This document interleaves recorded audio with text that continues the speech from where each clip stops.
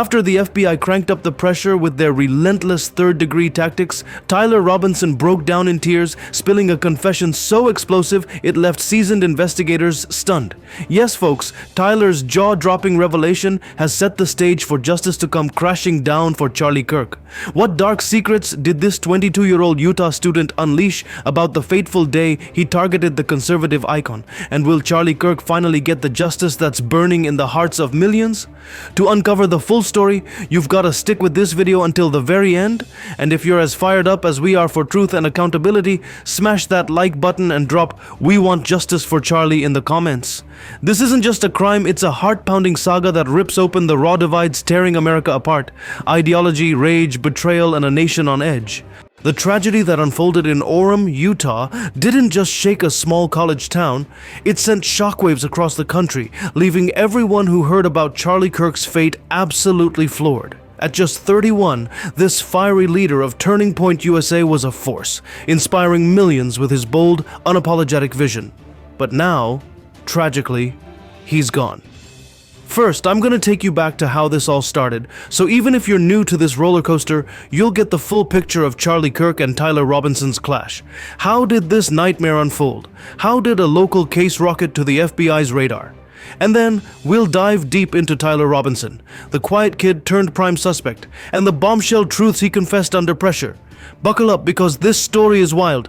Picture this, September 11th, 2025, Utah Valley University, UVU, in Orem, Utah.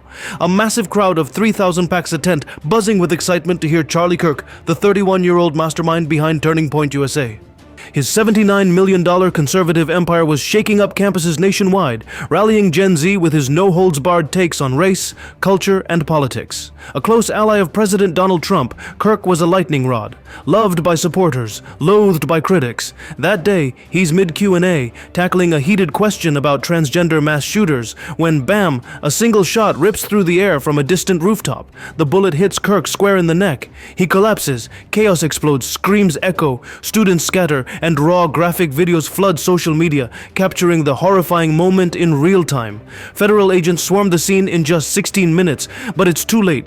Charlie Kirk is gone. His body is flown back to Arizona on Air Force Two, escorted by Vice President J.D. Vance as Trump orders flags to half-staff, calling Kirk a great guy from top to bottom. America is reeling. Was this a political hit? A grand conspiracy? A lone wolf with a grudge? Social media erupts with wild theories, radical leftists, anti-Trump plots, or something even crazier. Protests hit the streets, politicians fuel the fire, and the nation braces for answers. But the truth? It's hiding in a quiet Utah town, and the FBI's about to blow the lid off. Enter Tyler James Robinson, a 22-year-old nobody from St. George, Utah. This kid doesn't scream dangerous. Raised in Washington, Utah, a sleepy Mormon enclave 260 miles from UVU, he's the eldest of three in a solid Republican family. A brainiac, he graduated Pineview High School in 2021 with a perfect GPA and a 34 on the ACT, landing him in the top 1% nationwide. That score snagged him a scholarship to Utah State University, but he later switched to Dixie Technical College for an electrical apprenticeship. Neighbors, like Alania Shaw, told Fox 13, "The Robinsons are good people, quiet, always lending a hand." His parents, Matt and Amber Jones Robinson, are registered Republicans rooted in their Mormon community. Classmate Carson Knight was gobsmacked. "I know this dude. We were in school together, but Tyler was a ticking time bomb. He was unaffiliated, never voted in 2024, and kept his politics under wraps until recently." His family spilled to the FBI. Tyler had gotten way more political, bashing conservatives like Kirk and Trump with a vengeance. Online, he was sucked into a vortex of anti-fascist Discord groups, Marxist chat rooms, and gaming communities like Helldivers 2, guzzling leftist ideology like it was oxygen. Governor Spencer Cox dropped a bombshell. He was deeply indoctrinated with leftist ideology. Even at 15, Tyler was internet obsessed, dressing as a meme for Halloween, as his mom's old Facebook posts show. But one personal detail lit the fuse: his transgender partner. Rewind to September 10th, a tense family dinner in Washington, Utah. Tyler loses it, ranting about Kirk's upcoming UVU gig. "He's full of hate dividing America," he snaps, slamming Kirk's American comeback tour.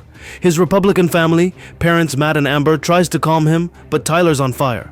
A relative chimes in, agreeing Kirk spreads hate, but no one clocks the rage boiling over. Then, the plot thickens. Tyler was living with Lance Twiggs, a 22-year-old transgender person transitioning from male to female in their St. George apartment. Twiggs, an aspiring pro gamer at Utah Tech University, was the black sheep of their family, a relative told the New York Post.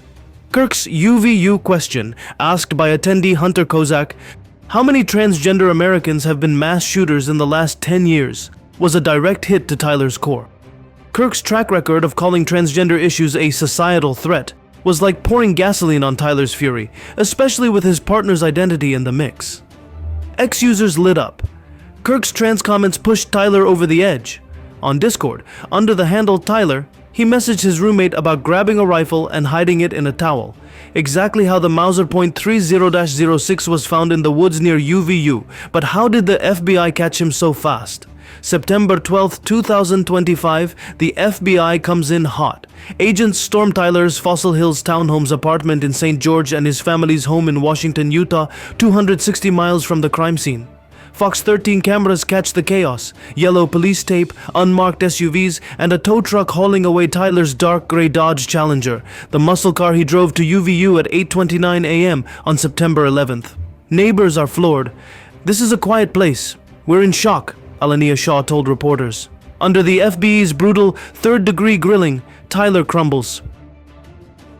He first confesses to his dad, Matt, in a heart-wrenching moment.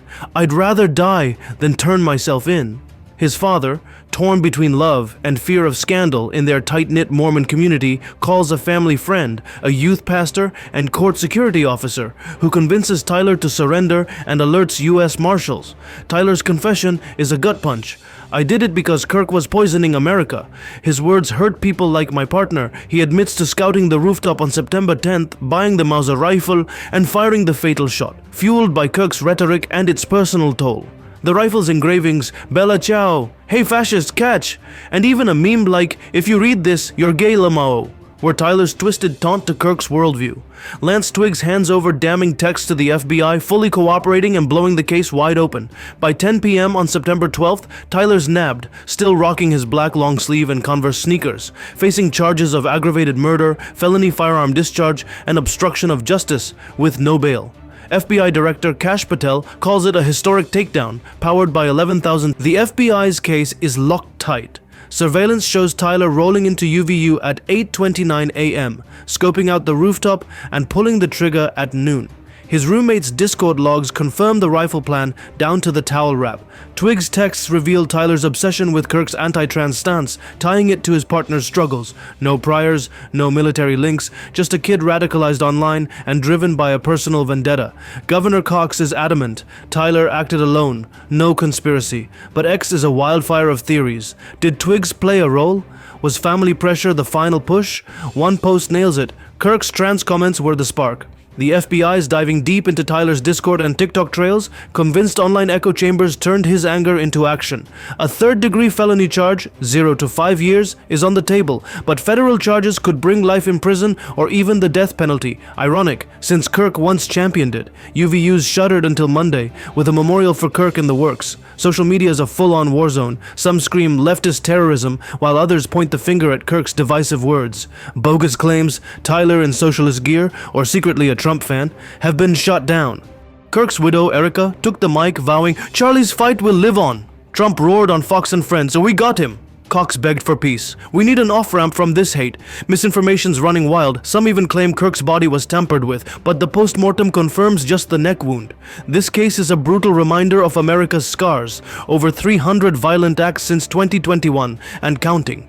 The nation's divided, and this tragedy rips that wound wide open. Tyler's confession is a gut check. A young man, radicalized online, consumed by personal and political fury, made a choice that ended a life. His family's betrayal, turning him in, saved him from a darker fate. But at what cost? With charges looming, will justice for Charlie Kirk bring closure, or just more pain? Should Tyler face life behind bars, the death penalty he once opposed, or something else entirely? And how do we stop the next tragedy in a country this broken? If you're standing with Charlie, drop "We want justice for Charlie" in the comments right now. Smash that like button, share this video, and hit subscribe for every update. This case is far from over. What's your take? Life, death penalty, or something else for Tyler? Spill your thoughts below and let's keep this conversation going.